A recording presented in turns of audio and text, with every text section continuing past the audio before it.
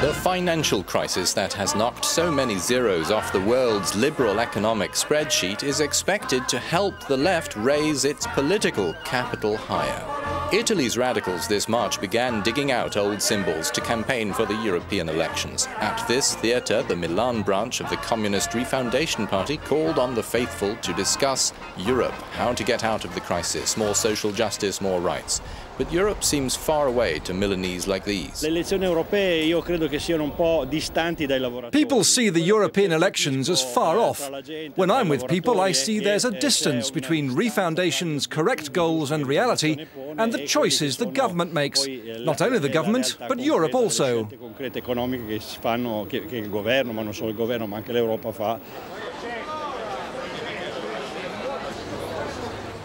Refoundation feels with certainty that this election will swell its market share of the vote. It's the only true left, the sole opposition, the only shield against everything that's dumping on us.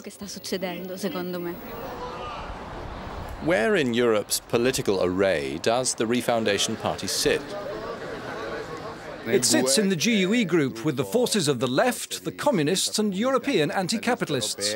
The diverse movements of the left, not calling themselves socialist in the European Parliament, for years used to sit in a group calling itself communist. Then in 1989, four parties, Italian, Spanish, Danish and Greek, formed their own group, calling it the United European Left. Francis Wurz has been its president for 10 years. There are 41 of us, the members coming from 17 different delegations from 13 countries. This shows the diversity of sensibilities on the left represented in our group, because there are several delegations, sometimes from the same country.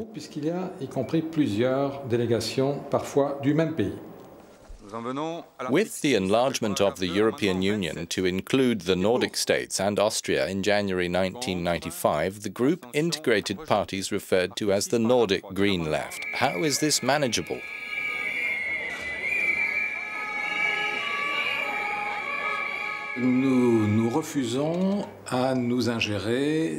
We refuse to be ingested in the strategies of the national parties themselves. We desire that the diversity of sensibilities be respected, and that, as a group, we're building an identity for the GUE. It makes us proud to manage to get the different families of the left to cooperate and make them build this identity of the European left together.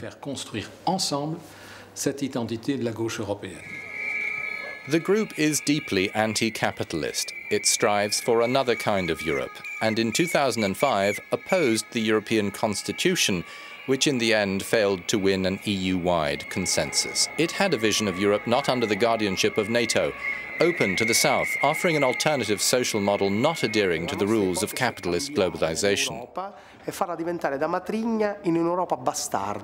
We want to change Europe, leave behind wicked stepmother Europe, and produce a bastardized Europe, contaminated, mongrelized, where people can share the great hope of mixing their cultures, a Europe which speaks the common language of the citizens and faces up to people themes. Promoting environmental protection and respect for human rights, for instance, the group has been driving for years for the right to access to water. Yet the economist Riccardo Petrella wants the GUE to build up its courage further in matters like this. Concerning the eradication of poverty, part of the GUE is lukewarm. Its members don't believe in it, and they aren't ready to start the battle to bring an end to the shanty towns.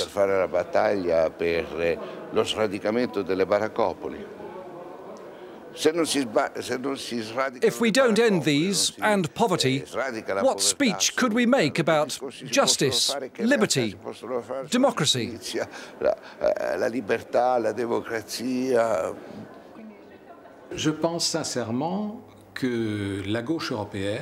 I sincerely think that the European left, in its globality, must own up to a great insufficiency.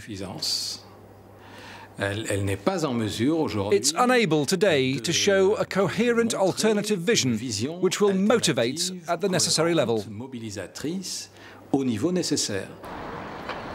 The National Secretary of the Communist Refoundation Party, Paolo Ferrero, says Italy's crisis has a specific origin.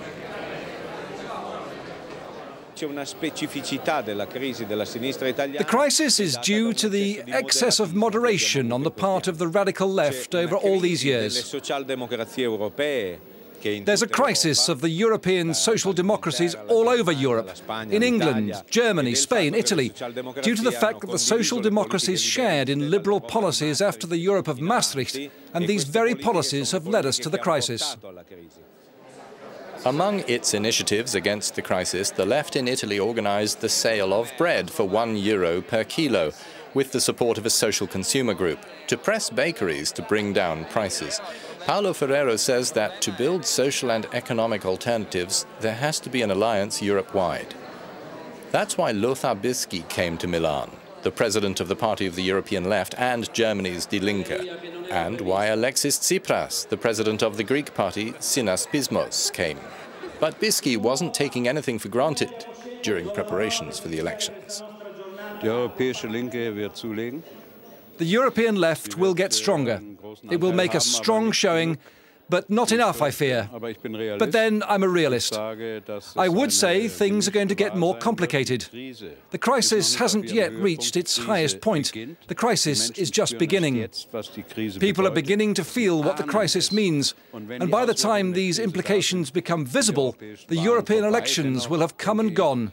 I do think, however, that the left and maybe also the socialists will profit.